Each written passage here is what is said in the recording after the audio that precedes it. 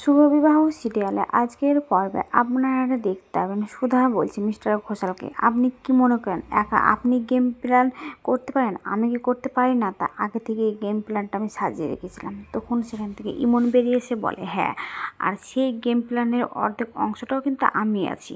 কী ভাবছেন ঘোষাল আপনি, যে আপনার মতো একটা খারাপ লোকের হাতে সুধাময়কে আমি তুলে দেবো? তা আবার সুধাময়ী আমাকে এত বড় বিপদ থেকে উদ্ধার করলো, তারপর আপনার কথা আমি শুনবো? কিন্তু না। তখন মিস্টার ঘোষাল বলে, ইমন তুমি আমার সঙ্গে জোচ্চুরি করলে। তখন বলে যে কি, হ্যাঁ ঠিক করেছি, কী কেটে জোচ্চুরিটা করেছি সেটাও আপনাকে ঠিকঠাক বলে দিচ্ছি। সুধাই বলেছিল যে আপনার এই ফ্ল্যাটে আসবে, কিন্তু আমি সুধাকে বারবার করে বারণ করেছিলাম। অন্যদিকে সুধা তখন ভাবতে থাকে যে হ্যাঁ, ইমন তো আমাকে বারবার করে বারণ করেছিল, কিন্তু আমি ইমনকে বলেছিলাম না, আমিও চাই যে ফাঁদটা ও পেতে রেখেছে সেই ফাঁদে আমি পা দিতে, আর তবেই আমি সবাইকে আসল মুখোশটা ওকে দেখাতে পারবো। তখন ইমন বলে, আর সেদিনই আমাকে সুধাময় একটা ছোট্ট জিনিস দিয়েছিল, বলে সেই ক্যামেরাটা ওকে বের করে আর ওকে দেখায়। এই ক্যামেরাটার সাহায্যে গোটা পৃথিবী আপনার আসল রূপটা দেখে নিয়েছে মিস্টার ঘোষাল। তখন মিস্টার ঘোষাল বলে, ইমন তুমি এত বড় 2 নম্বরই ব্যবসা করছো আমার সঙ্গে, এসব বলে। তখন তেজ বলে, হ্যাঁ, আর এটার জন্যই আপনাকে আজকে আমরা সবার সামনে আপনার আসল রূপটা আনতে পেরেছি। তখন সুধা বলে, একদিন চেয়েছিলে না যে আমাকে একা ঘরে পেয়ে তুমি যা খুশি তাই করবে, কিন্তু আর তুমি সেটা হবে না। এদিকে সবাই মিডিয়ার লোকেরা বলছে আজকে সুধাময়ীর জন্য মিস্টার ঘোষালের আসল রূপটা সবার সামনে বেরিয়েছে, আর গোটা দুনিয়ার লোক জানতে পেরেছে ও কীরকম তা। এদিকে ঝিনুক বলে যে হ্যাঁ, একদিন আমার দিদিকে ব্যাঙ্গালোরে একা পেয়ে অনেক কিছু করেছিলে, কিন্তু এখন আর করতে পারবে না, এবার তোমার ব্যবস্থা আমার দিদিই করবে। তখন আশুতোষ বাবু বলে, এবার আপনাকে আমি লকআপে নিয়ে যাবো, এমনভাবে আপনাকে কঠোরতম কঠোর শাস্তি দিব যে আপনি ঠিক বুঝতে পারবেন যে শাস্তি কাকে বলে, যাবজ্জীবন এসব বলে। তখন সুধাময়ী বলে, না আশুতোষবাবু, আমার তার সঙ্গে একটা ছোট্ট কাজ আছে, বলে ঘোষালের গলাটা চেপে ধরে বলে, চলুন বাইরে, আপনার আসল রূপটা সবাইকে আমি গিয়ে দেখায়, আর আপনার জন্য সবাই অপেক্ষা করছে যে মেয়েদের সাথে আপনি খারাপ ব্যবহার করেছেন। বলে সুধা ঘোষালকে হাত ধরে হিড়িকে টানতে টানতে ঘর থেকে বের করে নিয়ে আসে, আর নিয়ে আসার পরে, এবার দেখুন আমি যদি আপনাকে ছেড়েও দিই, কিন্তু ওরা কি আপনাকে ছাড়বে? দেখুন সবাই, যাদের এতদিন ধরে আপনি ক্ষতি করতে চেয়েছিলেন তাদের অবস্থা। তখন ওই মেয়েগুলো বলে, হ্যাঁ, ওই লোকটার জন্য আমাদের জীবনটা শেষ হতে চলেছিল, আমরা একটা নরকে পরিণত হতে চেয়েছিলাম।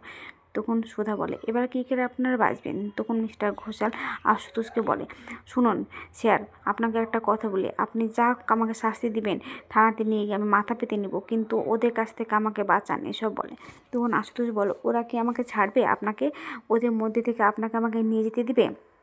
তখন মিস্টার ঘোষাল বলে, আপনি একবার বলেই দেখুন না। তখন আশুতোষ বলে, আপনাদের সামনে দিয়ে ওকে নিয়ে যাবো, আপনারা কি ওকে নিয়ে যেতে দেবেন? তখন সব মেয়েরা একসঙ্গে বলে, না, আমরা কিছুতেই নিয়ে যেতে দিব না, আমরা কেন নিয়ে যেতে দিব ওকে, এসব বলে। তখন মিস্টার ঘোষাল আশুতোষকে বলে, না, আপনি যেভাবে আমাকে হোক ওইখানে নিয়ে চলুন, কিন্তু যা শাস্তি দিয়ে আপনি আদালতে শাস্তি দেবে, ওরা কিন্তু আমাকে শাস্তি দিতে পারে না, আপনি কিন্তু আইনের রক্ষক হেঁটে এটা কিন্তু অনেক বড় ভুল করছেন। তখন তেজ বলছে, ভুল কে করছে বা কে করছে না সেটা সময় বলবে, কিন্তু এবার আপনার শাস্তিটা তো আপনাকে পেতেই হবে। তখন সুধা ঝিনুককে বলে, ঝিনুক এবার যা, এবার তুই সেই জিনিসটা নিয়ে। আর ঝিনুক তখন একটা কালো কালির কোটো নিয়ে এসে সুধাকে দেয়, আর সেই কালো কালির কোটো থেকে সুধা কালি বের করে মিস্টার ঘোষালের গোটা মুখে দেয়। আর তখন মিস্টার ঘোষাল রেগে গিয়ে চিৎকার করে সুধা দিকে আঙুল তোলে, সুধাময়ী তুমি এটা কী করছো? তখন সুধা বলে, আবারও গলার আওয়াজ বেশি বাড়িয়েছে, এতক্ষণ তো আমার রূপটা দেখলেন, এবার দেখি মেয়েদের কীরকম করে শাস্তি দিতে পারে, বলে মেয়েদের দিকে ঠেলে ওকে ফেলে দেয়। আর সব জনগণেরা ওখানে দাঁড়িয়ে থাকলে ওকে যে যা পারে ঝাঁটা দিয়ে জুতো দিয়ে সব পিটতে শুরু করে। আর তখন মিস্টার ঘোষাল বলে, আমার ভুল হয়ে গেছে, আমার অন্য হয়ে গেছে, আমি আর এসব কিছু করবো না, আমাকে ছেড়ে দেন। এদিকে মিডিয়ার লোকেরা বলে, এবার জনগণের হাতে তুলে দিয়েছে মিস্টার ঘোষালকে, আর ওরা ওদেরকে শাস্তি দিচ্ছে। এদিকে রশ্মি হসপিটালে বসে ভিডিও দেখছে মোবাইলে। তখন জ্যোৎস্না বলে, পেরেছে সুধাময়ী, পেরেছে রশ্মি, তোর আসল অপরাধীকে শাস্তি দিতে পেরেছে এতদিনে গান, আমি জানতাম সুধাময়ী পারবে। এদিকে সুধা আবার সবাইকে বলছে, হ্যাঁ, যে যা পারবে সেভাবেই সবাই শাস্তি দেবে। এতদিন তুমিও ওদেরকে শাস্তি দিয়েছিলে, এই মেয়েদেরকে নিয়ে তুমি ছিনিমিনি খেলেছিলে, আর আজ দেখো যে মেয়েদের হাতের জোর কতটা শক্তি, এসব বলে। আর তখন সুধার পায়ের গোড়াতে পড়ে আর বলে, সুধাময়ী আমি ভুল করে ফেলেছি, আপনি আমাকে বাঁচান, যা করে হোক না কেন, আমাকে আদালতে গিয়ে যে শাস্তি দেবে আমি মাথা পেতে নেব। তখন সুধাময়ী বলে, কেন আজ আপনি হাত জোর করছেন? আজ যেদিন মেয়েদেরকে নিয়ে ছিনিমিনি খেলছিলেন সেদিন আপনার মনে ছিল না? আপনাকে বলেছিলাম না এইভাবে মুখে কালি মেখে একদিন আপনাকে আমার পায়ের তলায় নিয়ে এসে ফেলবো, এসব বলছে। এদিকে ঝিনুক মিডিয়ার লোককে বলছে, আর একটা সত্যি কথা আপনাদেরকে বলি, হ্যাঁ মিস্টার ঘোষাল এতদিন ধরে কোমায় ছিল, কিন্তু সেটা আমার দিদির ক্ষেত্রে না, ওকে সার্থক দিনের পর দিন ওষুধ খেয়ে কোমায় রেখেছিল। আর সেটা হচ্ছে ইমন হালদার কিন্তু নিজেই সাক্ষী। তখন ইমন বলে, হ্যাঁ ও চেয়েছিল যে এ মেয়ে পাশে চক্রান্তে গোটা মাথাটা ওই হতে, কিন্তু যখন দেখলো সুধাময়ীকে পেরে উঠছে না, তখন ওকে আবার মিস্টার ঘোষালকে সামনে নিয়ে এলো।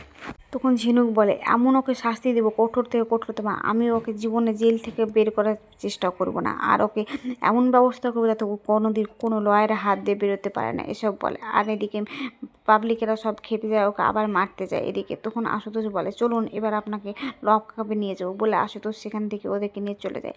আর ওরা চলে যাওয়ার পরে ইমন তখন সুধাময়ীকে বলে, সুধাময়ী আমার তো কাজ শেষ, তুমি আমাকে যা যা বলেছিলে সব করেছি, এবার তাহলে আমি আসি। তখন সুধাময়ী বলে, কেন, তোমার সঙ্গে আমার অনেক হিসেব বাকি আছে এখনও। ইমন, তুমি কি ভাবছো আমার সব হিসেব শেষ হয়ে গেছে? তখন ইমন ভয় পেয়ে যায় আর বলে, কেন সুধাময়ী, আমি তো তোমার কথা মতো সব কাজ করলাম, তুমি যেমন আমাকে হেল্প করেছো ঠিক সেরকমই। তখন বলে, হ্যাঁ করেছো, কিন্তু তোমার যে অনেক বড় দায়িত্ব আছে। তখন বলে, কী দায়িত্ব, তুমি কি হবে আমার কোম্পানির দায়িত্ব নিবে? তখন সুধাকে বলে, ইমন বলে যে তুমি এত বড় দায়িত্বটা আমাকে দিচ্ছ, তো হ্যাঁ কেন দেবো না। আমার বাবা বলতো যে যে একবার শুধরাতে চায় তাকে কিন্তু শুধরানোর জায়গাটা তৈরি করে দিতে হয়, তাই আমি চাই যে তুমি আবার আমার ব্যবসাতে জয়েন করো, এসব বলে। তখন তেজ বলে, হ্যাঁ আর তুমি বললে না যে তোমার যাওয়ার কোনো জায়গা নেই, তুমি আজ থেকে আমাদের বাড়িতে থাকবে, বসি মল্লিক পরিবারের তো তুমি একজন, যতই হোক সার্থক ওই বাড়ির ছেলে, আর তুমি হচ্ছে তার বউ, তুমি কোথায় যাবে? তাই বসি মল্লিক ফ্যামিলি তোমার প্রতি একটা দায়িত্ব আছে, আর তোমারও তাদের প্রতি একটা দায়িত্ব আছে, তাই তুমি ওই বাড়িতে থাকবে। তখন সেখানে ঝিনুক আসে আর বলে, লিটিল বেবি এই কথাটা কখনো বলবো তো আমি ভাবিনি, কিন্তু আজ বলছি, তোমার সব দায়িত্ব আমাদের, আজ থেকে চিন্তা করো না। আগাম পর্বে দেখতে হবে যে রশ্মিকে নিয়ে বাড়ি ফিরছে সুধা। আর তখন সুধার ঠাম্মি রেশমিকে দেখে বলে, সুধা দিদিভাই কী হয়েছে, আমার রেশমি দিদিভাই কখনো কি ভালো হবে না? তখন বলে, হ্যাঁ অবশ্যই হবে, আগে তো আমি ঘোষালকে ওর শাস্তি দিয়েছি, এবার রেশমিকে ভালো করার জন্য আমি সব কিছু অপ্রাণ চেষ্টা করব। তো আজকের পর্বটা কেমন হয়েছে, ভালো লাগলে কমেন্ট শেয়ার সাবস্ক্রাইব করবেন, আর হ্যাঁ ভুল যদি বলে থাকে তাহলে অবশ্যই আমাকে ক্ষমা করবেন।